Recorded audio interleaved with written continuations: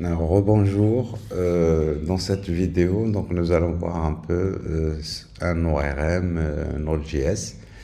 Et donc ORM, c'est Object Relational Mapping.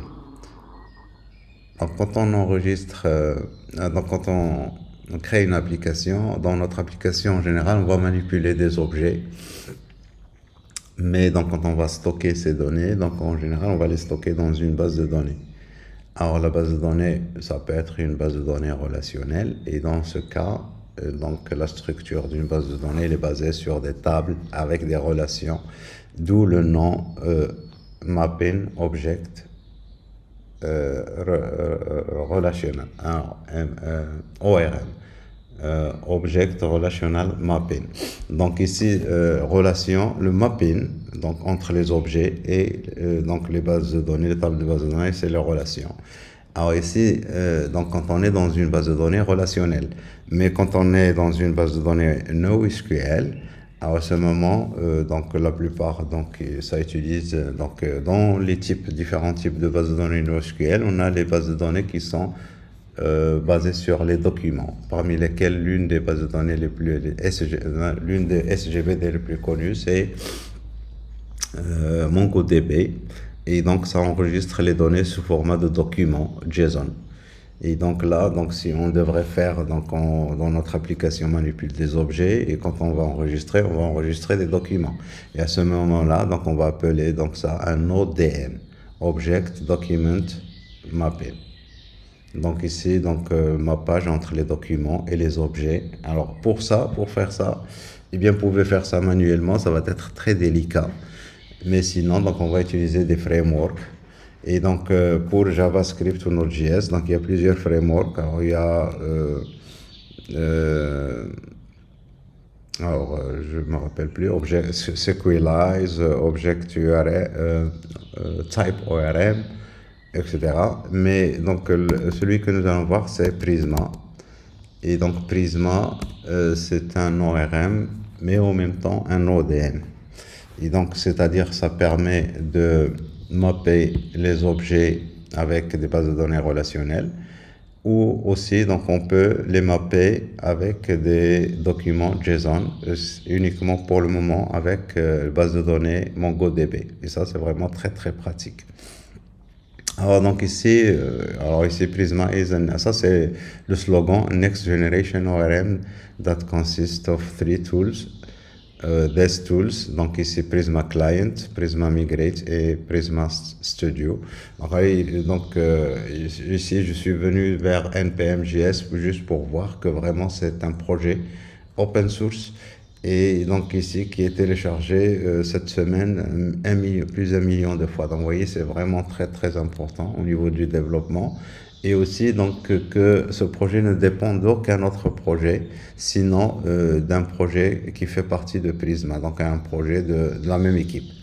Et donc on voit très bien qu'il y a beaucoup de projets qui déjà, donc ça c'est un projet relativement récent.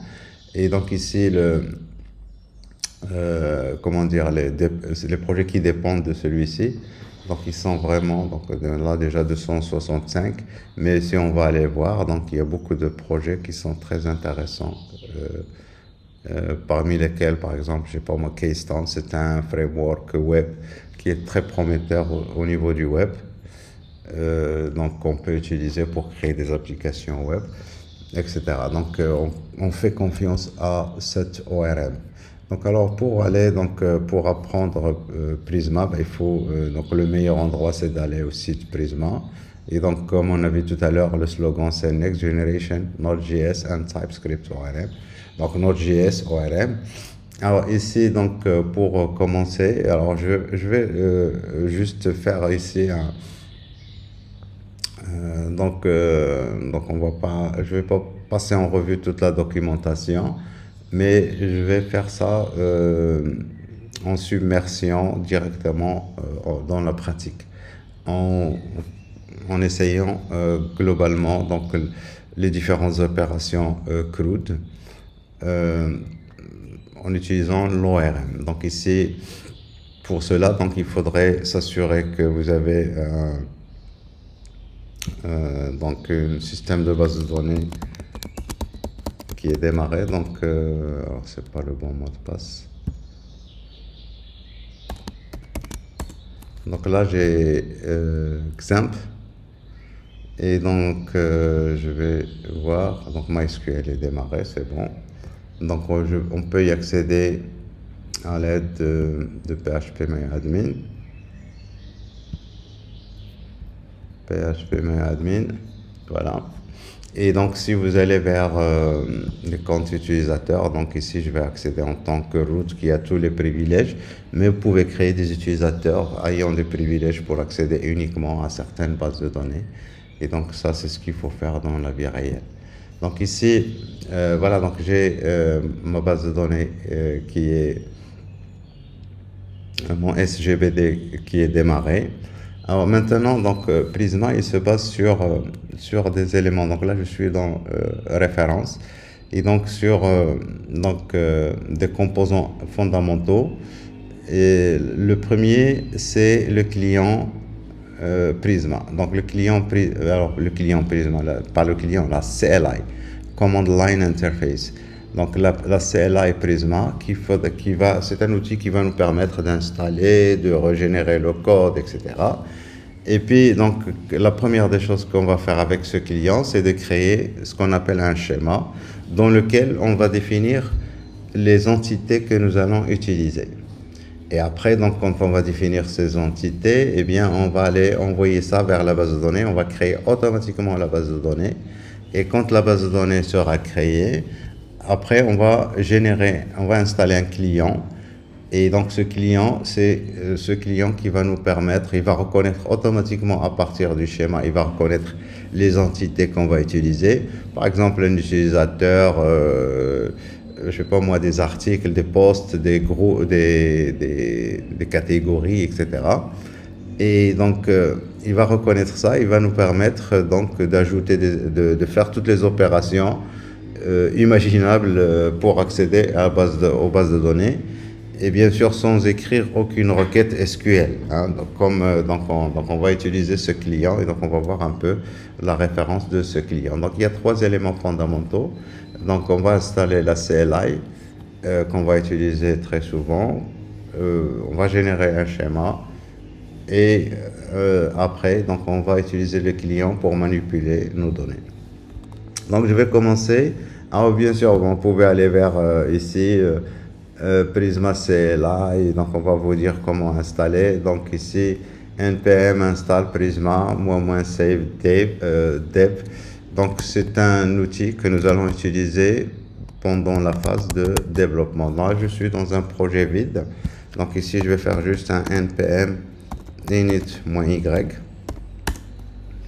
Et donc mon projet étant créé, donc je vais installer npm install Prisma. Et donc là, c'est la CLI. Et donc ici, -save dev et ou -d majuscule. Et donc ça va ajouter ça dans dev dependencies. Dev dependencies. Alors c'est où? C'est pas encore. Ça va s'ajouter. Voilà, dev dependency. Alors à partir de maintenant, on va pouvoir créer donc un projet Prisma. Et donc à créer un projet Prisma, c'est-à-dire donc ce que je viens de dire, donc on va passer à la phase création du schéma. Et donc pour créer le schéma, il faut d'abord créer un projet. Donc alors maintenant npx au lieu de npm, npx, et on va utiliser la CLI Prisma, celle qu'on vient d'installer ici. Donc Prisma, et donc on va dire ici init pour créer un projet. Et donc, on va voir ici que ça va ajouter ici un variable d'environnement, un fichier .env qui va contenir les variables d'environnement et dans lequel on va définir quel SGBD on veut utiliser. Alors ici, pour les SGBD, donc on peut utiliser plusieurs types de bases de données, on va les revoir après. Donc ici, je vais utiliser MySQL. Et là, je vais mettre ici l'URL pour accéder à MySQL. Donc ici, le nom d'utilisateur, c'est root, c'est ce qu'on avait vu tout à l'heure. Je ne vais pas revenir. Et mot de passe par défaut vide. Et le port, c'est 3306. Et puis ici, la base de données. Donc ici, on va créer, donc on va mettre une base de données qui n'existe pas. Donc ici, je vais l'appeler XYZ. Alors voilà, donc ma base de données, il n'existe pas encore. Et puis deuxièmement, donc je vais passer au dossier Prisma qui contient ici un fichier qui s'appelle schema.prisma. Alors ici, très important, schema.prisma, vous voyez ici que nous avons l'icône schema.prisma. C'est que ici, j'ai installé une extension qui s'appelle Prisma et qui permet de prendre en charge ce type de fichier. Donc il faut bien installer ça, sinon vous n'allez pas avoir l'intelligence. Ça va marcher, mais vous n'allez pas avoir l'intelligence. Donc ici, donc ici notre schéma, on va venir ici. Donc nous avons déjà ici generator, client, provider, etc. Donc ça on ne touche pas, mais ici le provider ici au niveau de DB, eh bien il faut donner quel provider. Alors ici il faut savoir que nous avons l'intelligence ici. Vous pouvez mettre ici donc donc on peut voir les différentes bases de données.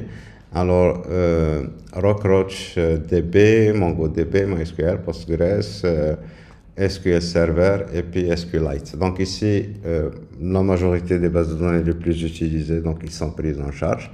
Moi, je vais utiliser ici, alors le seul ici, NoSQL, c'est MongoDB. Donc ici, je fais ici MySQL. Et voilà. À partir de maintenant, eh bien, je peux créer ce qu'on appelle un modèle. Et donc ici, modèle. Et donc, alors, on va commencer par créer un utilisateur. Alors, il faut savoir que la syntaxe ici de Prisma, du fichier Prisma, c'est une syntaxe particulière dans laquelle, donc ici, là, je définis ici mon modèle. Donc, il ne faut pas croire que ça, même si vous voyez les accolades, ce n'est pas des objets, hein, dans le sens, puisque là, vous avez un nom égale une valeur ici. Et là, donc, c'est c'est un fichier spécial pour Prisma. Donc, alors, je vais définir maintenant ma base de données. Mon entité user, et donc ça va se traduire par une table dans la base de données, et donc je veux que j'ai un ID, et donc mon ID ici, donc il est de quel type? Il est d'un type entier, et donc je veux que ce soit une clé primaire, donc ici @id, et je veux qu'il ait une valeur par default, et je veux que ce soit auto-increment. Donc je suis en train de décrire un peu. Alors bien sûr là je suis en train de d'écrire ce que je veux, donc il faut aller vers référence ici, schéma, et donc ici dans schéma, je par exemple les types, je viens d'utiliser le type int ici, et vous pouvez voir un peu les différents types qu'on peut donner aux différents champs. Donc si je reviens ici, donc ça c'est pour mon user, donc pour mon user, donc j'ai ID, donc là je vais mettre ici email, un deuxième champ email qui est de type string.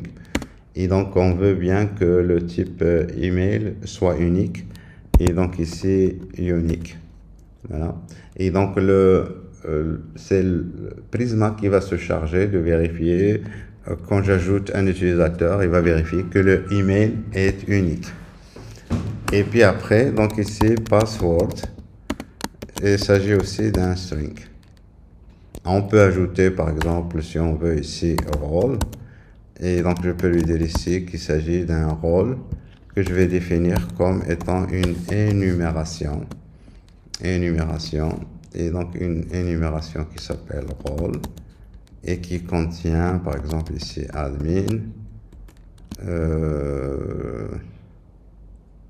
user tout court,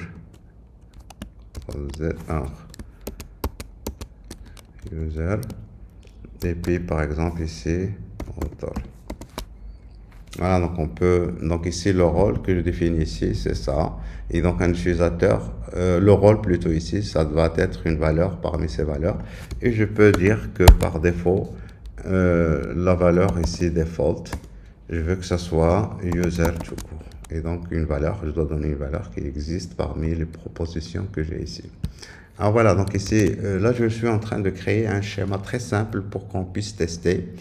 Et donc ici, dans ma base de données, ça va être uniquement un utilisateur. Donc ici, je viens de créer mon schéma.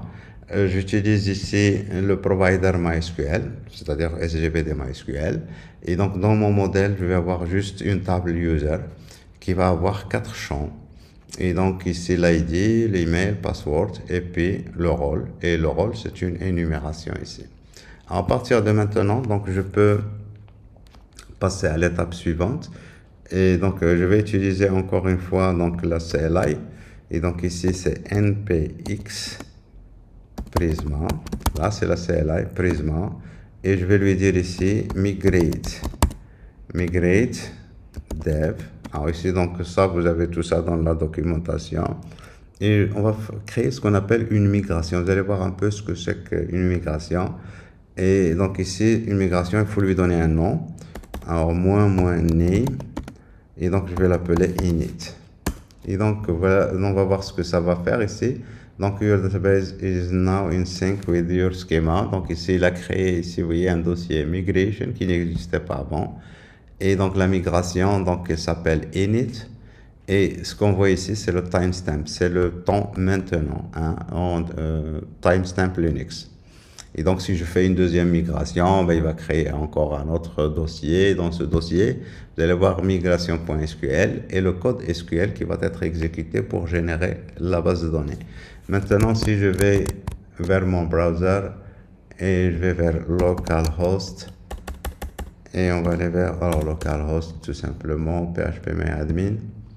On va trouver, alors s'il veut bien, phpMyAdmin, et bien donc base de données XYZ. Voilà, et donc j'ai ici ma table user qui a été créée avec l'ID, l'email, password et le rôle. Et vous voyez ici l'énumération. Et ici, clé primaire, donc ici c'est un index. Et puis vous avez l'index ici unique, ici pour le email. Voilà, donc ici la base de données a été créée. Voilà, donc je peux revenir ici. Et donc ici, on peut aller vérifier un peu donc, dans notre base de données. Avec Prisma, donc on a ici, alors avec npx Prisma, on a un outil qui s'appelle Studio. Et donc, vous voyez, j'ai utilisé encore la CLI, j'appelle ici Studio. Et ça va me lancer, donc ici, un site dans lequel ça va me permettre de manipuler toutes les entités que j'ai ici. Alors ici, j'ai l'entité user. Et donc, mon entité ici, user. Donc ici, je peux ajouter un enregistrement, add record. Et donc ici, email toto @mail.com et donc password toto. Et donc vous voyez que le rôle par défaut c'est user, mais si je veux le changer, je peux le changer. Voilà, donc je peux mettre, alors là j'ai gardé user. Et donc ici save, je peux ajouter encore d'autres enregistrements, etc. Donc voilà, donc ici, ça c'est un outil externe, si vous voulez, qui vous permet de vérifier vos données, etc. Donc ici, mais là, je suis en train de modifier les données. Donc si je vais vers ma base de données ici, je vais vers user, et bien on va trouver qu'on a vraiment ajouté les données ici. Donc voilà, donc maintenant, si je veux aller récupérer, écrire des scripts pour manipuler mes données, eh bien, je dois utiliser ce qu'on appelle un client maintenant, un client Prisma. Donc, par opposition à la CLI, donc ici, il s'agit d'un client, eh bien là, il faut qu'on installe maintenant le client Prisma. Donc ici, là, c'est npm install, et donc ici, @prisma /client. Voilà. Et donc ici, dans package.json, ça va ajouter ici Prisma Client. Et donc ça, c'est le client qui va nous permettre d'aller manipuler nos données. Alors jusque-là, dans notre projet, donc on a juste le fichier .env et puis on a le dossier Prisma qui a été créé. Donc les deux ici ont été créés. Et au fur et à mesure, donc on a modifié le schéma, on a fait la migration, ça a généré le dossier migration. Et puis on a lancé Prisma Studio pour aller manipuler les données directement avec Prisma Studio.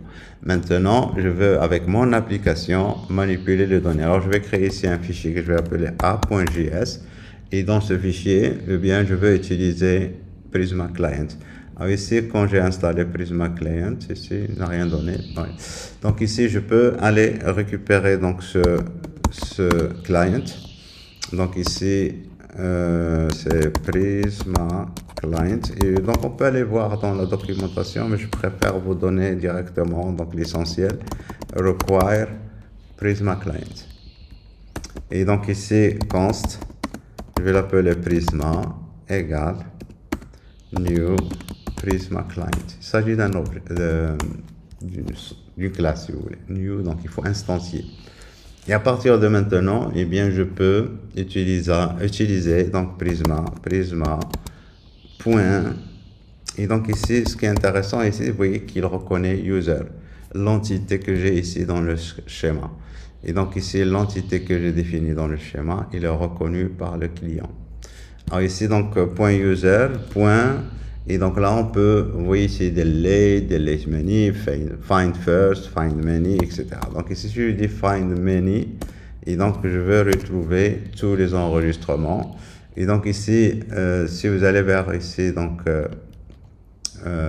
find many, eh bien, ça retourne ici une promesse.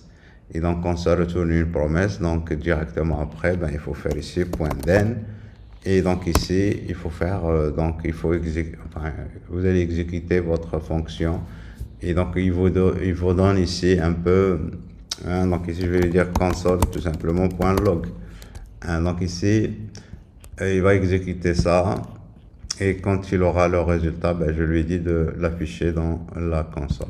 Donc ici, je fais node a.js. Vous voyez qu'il a récupéré donc tous les objets que j'ai. Et donc j'ai un seul objet, c'est ce qu'on voit ici, Toto arrobasque avec l'ID 1 et le rôle user.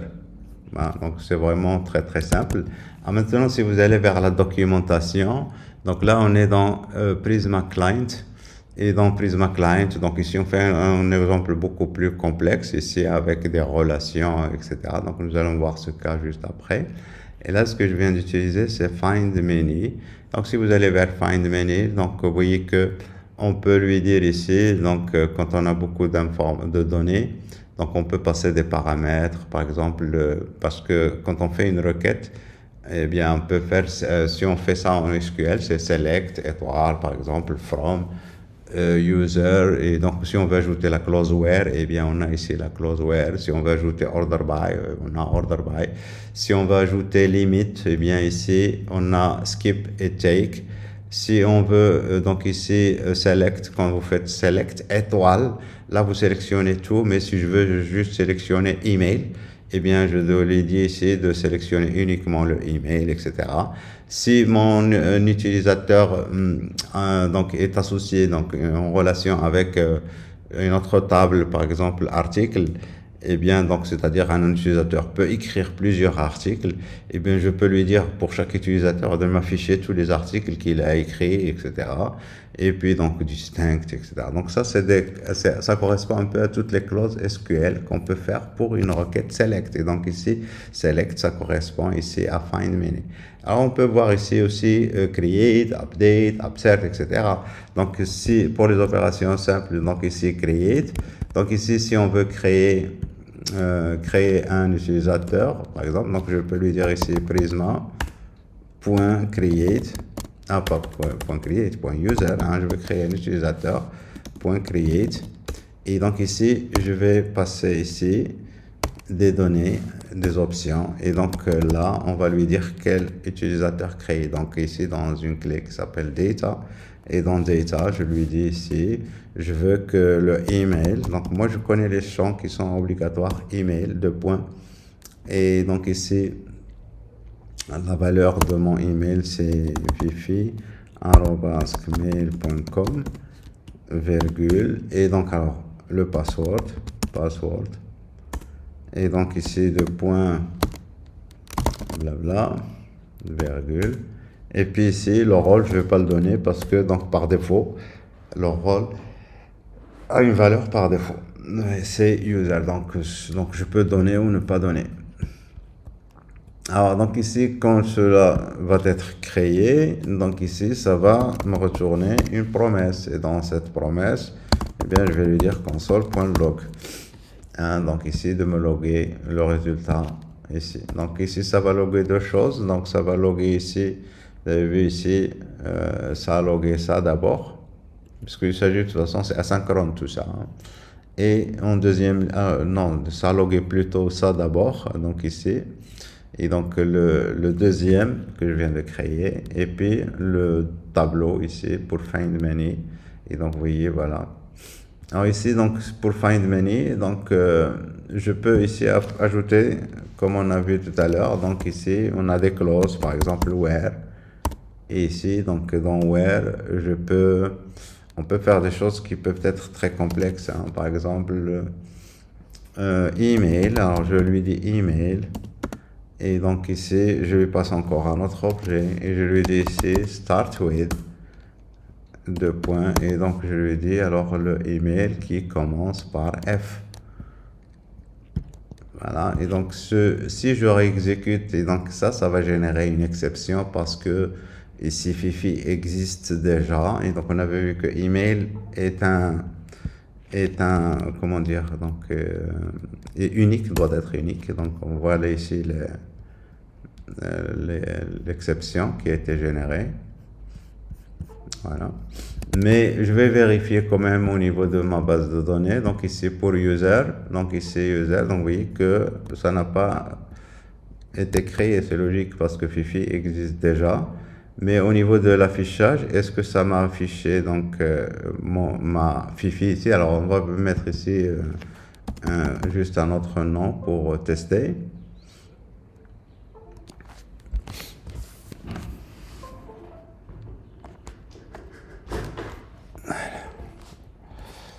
Voilà. Donc alors on va tester avec Lolo.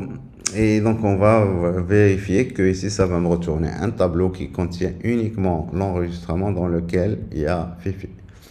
Alors donc ici je exécute et donc alors le tableau ici qui est retourné, vous voyez que ça contient uniquement Fifi.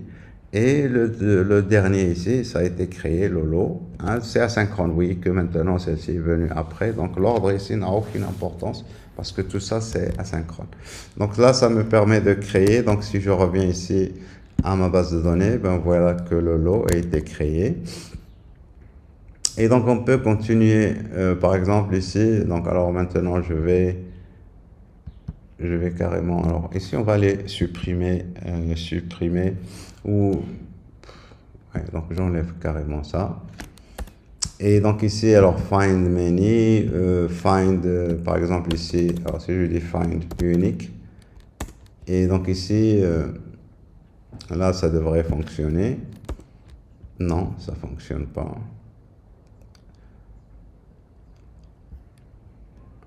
Find unique, where, logiquement parce que email ici, email est unique, logiquement il devrait me donner. Alors ici c'est juste un problème de parenthèse quelque part. Alors ici tac tac tac tac, non il n'a pas aimé ça. Donc ici je vais lui dire allez, donc ici id, where id 2.2. Ah, parce qu'il doit être unique, hein, donc ici, mais donc on peut donner, si on veut ici, email de point fifi @mail.com. Et donc ici, il va me retourner un seul objet et pas un tableau comme tout à l'heure. Donc ici, quand vous lui dites find unique, eh bien, il va retourner un seul objet. Donc là aussi, il va me retourner le lot, etc. Alors après ça, donc on peut utiliser par exemple ici update pour mettre à jour. Et donc alors je le fais, hein, donc ici update. Et donc alors quand vous faites update, automatiquement il faut faire where, sinon vous allez mettre à jour logiquement tous les enregistrements. Donc ici je update where, et donc ici virgule, et donc il faudrait envoyer les nouvelles données. Et donc les nouvelles données de mise à jour, il faut donner quels sont les champs. Donc ici alors je vais changer ici le password et je vais mettre ici, au lieu de blabla, je vais mettre 1 2 3 4. Et donc on peut tester. Donc voilà, le mot de passe a été modifié. Donc initialement, le mot de passe c'était blabla. Si j'affiche maintenant, c'est 1, 2, 3, 4. Alors ici, bien sûr, donc update, et puis on a aussi update many. Et donc on peut mettre à jour. Et donc là, si je fais ça sans mettre de closeware, et donc ici je mets le mot de passe égale 00 et je reviens ici. Donc il y a 3 enregistrements qui ont été affectés. Et si je viens ici, eh bien vous voyez que tous les mots de passe sont à 0 puisque j'ai mis à jour tous les mots de passe. Alors après ça, update menu, je reviens vers la documentation. On a par exemple ici upsert. Upsert, c'est un mot composé de update et insert. Et donc, alors quand vous faites un update, il ne va mettre à jour que l'enregistrement s'il le trouve.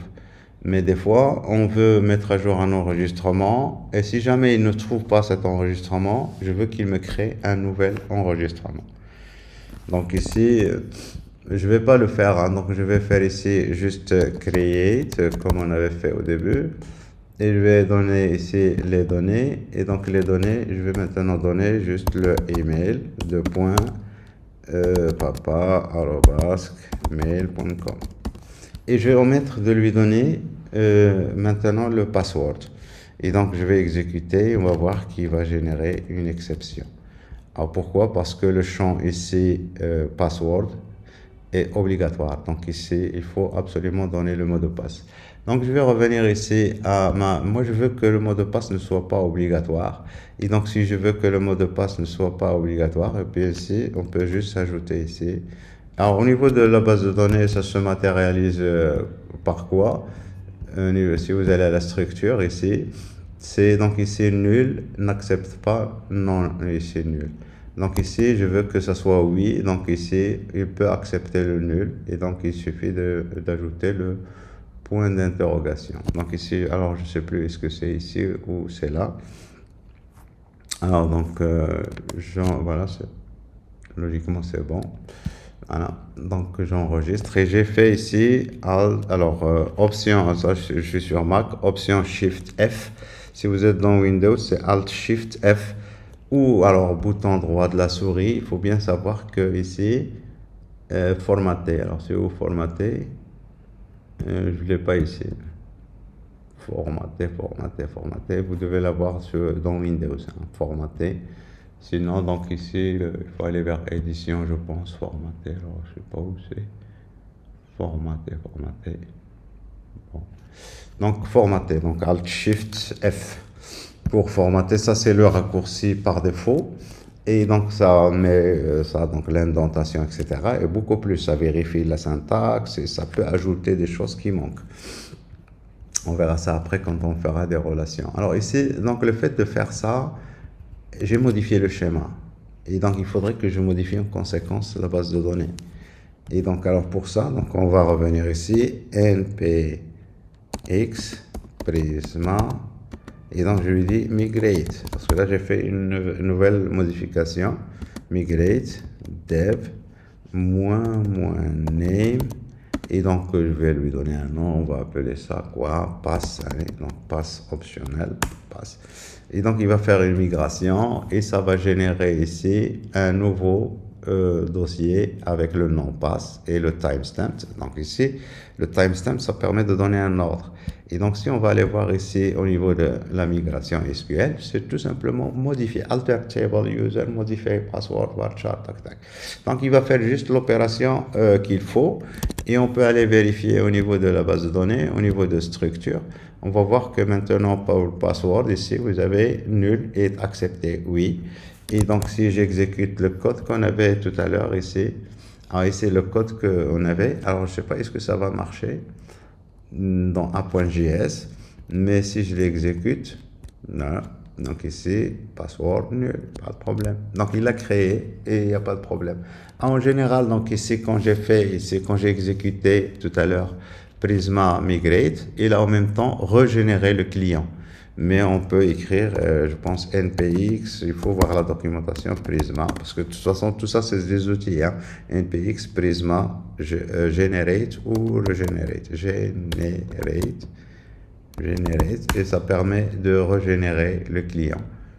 Voilà, et donc ici, vous voyez, alors, il m'a donné plein de... Alors ici, non, c'est pas Generate. Prisma, Generate. Voilà, Generate Artifact. Donc, il me donne ici les différences. C'est ce que j'ai fait ici. Generate. Tout au début, on avait exécuté Prisma Init. Alors, peut-être que j'ai écrit les choses Generate. Voilà, c'est pour ça qu'il m'a donné le help. Et donc, ça, donc, c'est les commandes de la CLI. Donc, ici, il fallait écrire Generate, mais par la même occasion, ici, Prisma Studio, etc. Prisma Init qu'on avait exécuté tout au début, Migrate Dev, etc. Donc, ici, Generate, ça va régénérer le schéma. Hein, enfin, pas le schéma, pardon. Ça va régénérer le client, le Prisma Client. Le Prisma Client qu'on avait installé avec npm install @prisma client. Et donc, c'est ce client qui me permet d'accéder ici, en faisant un New Prisma Client, ici prisma.user pour reconnaître la nouvelle version de user qu'on a créé. On peut aller très loin avec ça. Donc, si je reviens vers schéma, je peux par exemple dire qu'un utilisateur, alors ici, modèle, je peux créer ici, par exemple, ici, article. Et donc ici, un article, c'est un article, c'est-à-dire, donc, je veux que des utilisateurs puissent écrire des articles. Un article, un ID, il est de type int. Et donc ici, il est de type, alors, c'est une clé primaire, donc, @id. Et donc, je veux que la valeur par défaut soit auto-increment. Et puis, un article, il a un titre, title. Et donc, le titre ici, donc, il est de type string.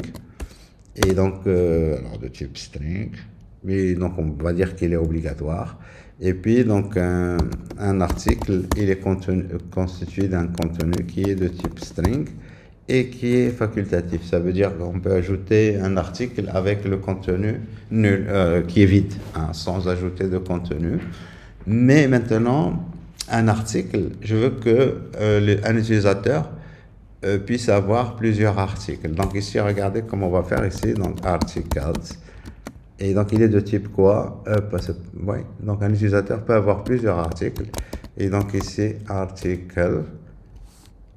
Voilà, et je mets ici une sorte de tableau. Et bien sûr, vous voyez qu'il l'a bien souligné ici. Mais ce qui est important ici, c'est de regarder bien dans mon schéma ici. Je vais faire Alt, Option, Mac, ou Alt Shift, Option, ou Alt, Shift, F. Et vous voyez là, le fait de faire ça, ça a ajouté ces deux lignes ici. Et bien sûr, donc ici, ça exprime la clé étrangère parce que là, j'ai une relation entre l'utilisateur et l'article. On appelle ça une relation one-to-many.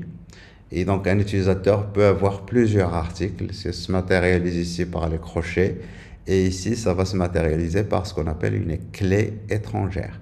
Et donc, la clé ici, ça va ajouter donc ici un champ qui va s'appeler User ID.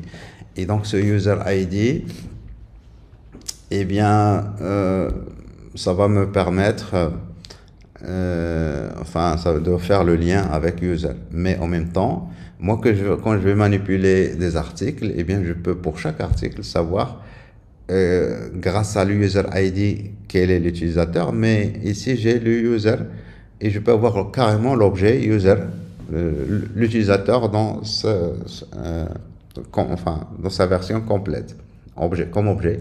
En même temps, quand j'ai une instance d'un utilisateur, je peux accéder à tous les articles qu'il a écrits directement à partir de user.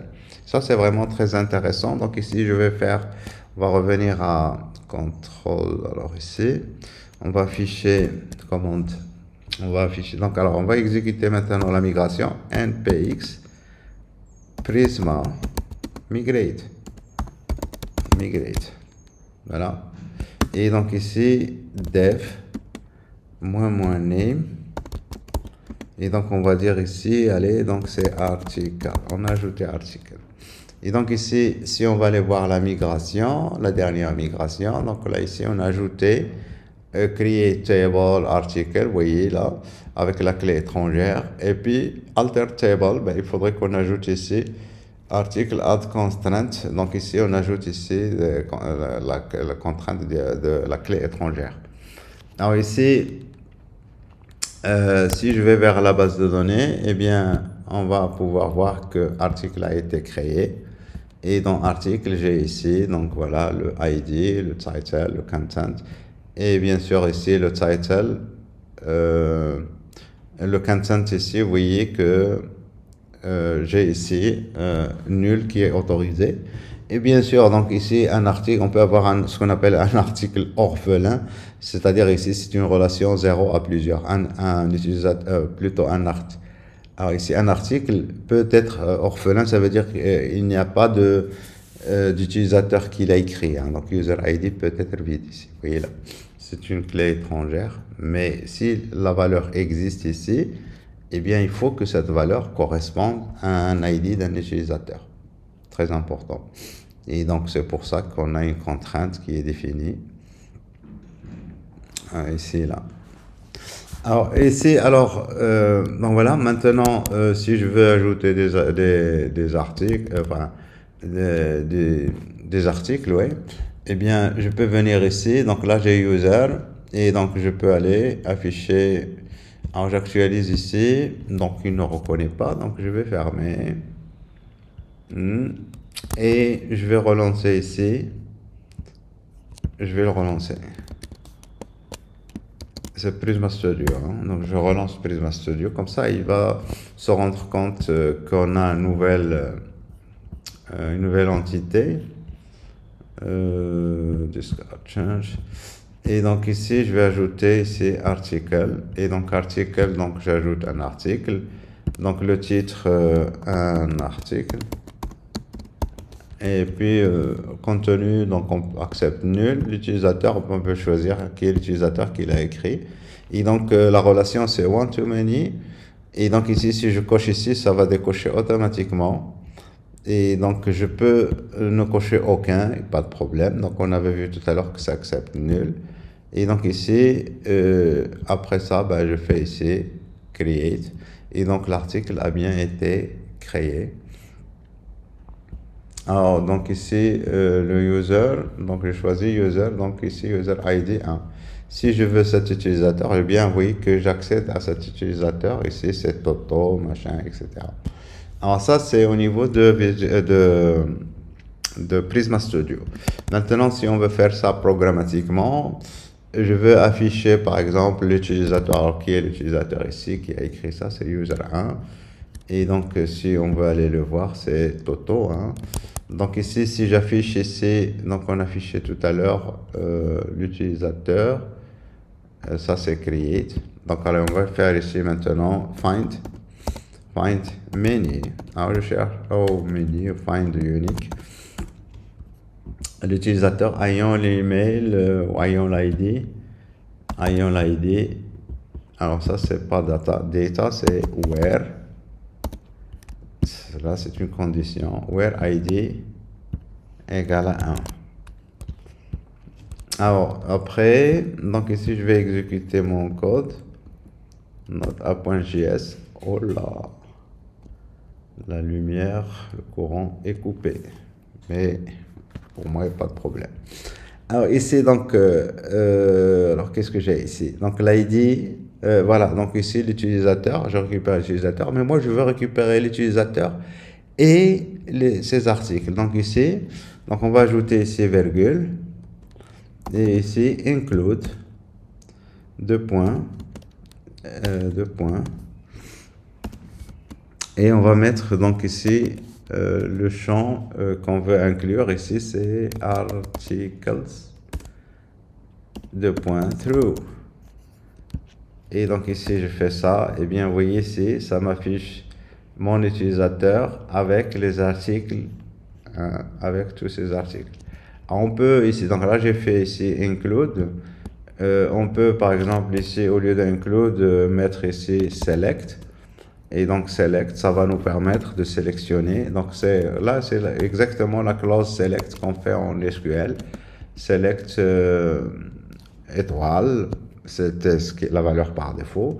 Mais maintenant, je vais lui dire exactement qu'est-ce que je veux sélectionner. Donc ici, je vais lui dire, je veux juste le email. Et donc là, je lui dis through. Et je fais exécuter, ben regardez, ça me retourne le email.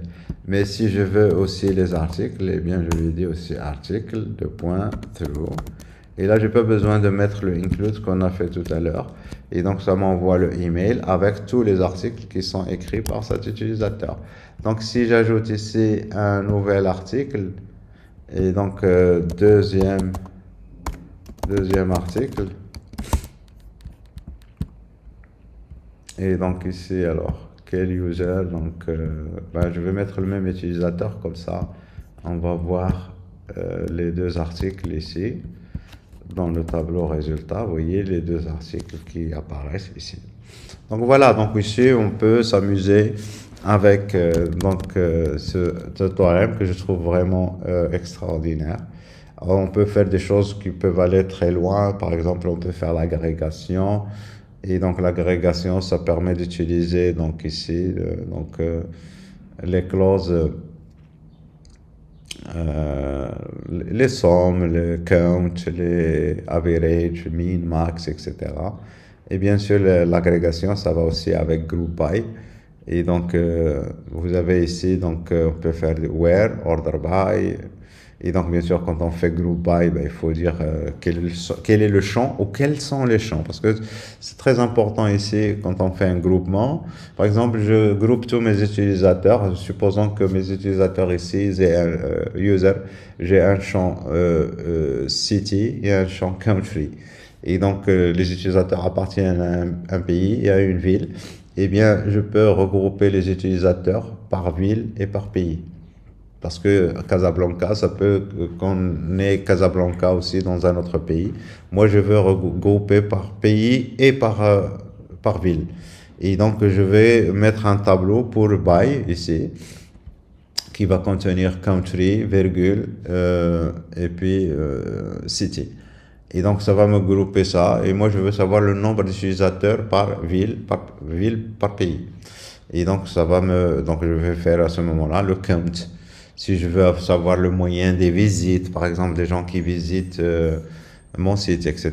Et donc ici, voici ici, underscore count, average et sum. On peut trouver des exemples ici, au niveau de la documentation. Voilà, group user égale await. Alors ici, donc ici, on utilise la syntaxe await. Mais donc pour utiliser ça, il faut que vous soyez à l'intérieur d'une fonction asynchrone, c'est-à-dire le code qu'on a écrit jusque-là ici, on aurait pu écrire ça à l'intérieur d'une fonction comme ça. Donc ici, mais c'est pas, donc c'est à vous de voir. Donc ici async function, et donc ici group, enfin donc ici, alors c'était quoi, c'était find. Donc j'appelle ma fonction comme ça. Et donc ma fonction, elle va s'exécuter et elle est asynchrone et elle va contenir le code que j'ai ici. Alors, au lieu maintenant de faire ici then.console, eh bien je peux faire ici const. Là je suis en train de chercher un utilisateur. Alors ici const user, c'est le user que je suis en train de chercher, égale await. Et là je peux utiliser await parce que je suis à l'intérieur d'une fonction asynchrone. Et après ici, quand ça sera fait, eh bien c'est là où je vais faire ici console.log, ici user. Ça dépend, chacun ses préférences. Voilà. Mais bien sûr maintenant il faut exécuter ma fonction qui s'appelle find. Et bien sûr find, ça retourne une promesse aussi. Et donc ici, donc find.then. On peut continuer encore ici. Alors, je vais faire ici console.log. Voilà, donc j'exécute. Voilà. Et donc, bien sûr, le console.log ici, il a retourné undefined, mais mon code s'est exécuté correctement. Donc, alors ici, c'est un peu juste pour vous expliquer ça. Mais donc, vous voyez ici, find, donc ici, je fais ici group by. Donc là, c'est la clause group by. Et c'est du SQL, hein. Et donc ici, je groupe par quoi? Par country et par city. Et ici, je compte ici count. Je vais afficher le compte de ici tout. Alors, c'est-à-dire, donc, quand on va faire le groupement par ville et par pays, donc je veux avoir le compte total par ville et par pays, et puis ici le nom de la ville. Et je veux afficher le nom de la ville et non pas le nom du country. Et puis je vais faire aussi la somme des profiles de ces groupes. Hein. Donc maintenant, quand on fait un groupement, on va faire des opérations sur ces groupes. J'affiche ici le count et j'affiche ici, je suppose que j'ai un champ qui s'appelle profile view. Pour ces groupes, eh bien, je vais faire la somme de ce champ-là, profile view. Et puis après, donc, je vais organiser tout ça par country. Et je vais commencer par le country, par, je sais pas moi, donc par ordre alphabétique ici, de manière descendante. Alors ici, donc, quand on fait un grouping, eh bien, on a la clause having. Having aussi dans SQL. Having, ça permet de déterminer les critères sur l'agrégation. Donc ici, moi, je ne m'intéresse pas, regardez ici, average, grid than 200. Ici, ça, c'est un opérateur GT, grid than. Et donc, je vais faire les groupements, mais ces groupements, je vais ne considérer que si la moyenne d'un groupe est supérieure enfin, si la valeur d'un groupe est supérieure à 200, d'une moyenne de 200. Donc voilà, donc ici, on peut prendre un exemple réel. Voilà. Donc voilà pour l'ORM, je pense que j'ai fait un peu le tour. Bien sûr, donc il reste à pratiquer et donc je vais faire une implémentation plus tard avec Express et on va l'utiliser pour faire des opérations crudes en réel en utilisant donc une application web. Donc voilà, je vous remercie et à la prochaine. Voilà.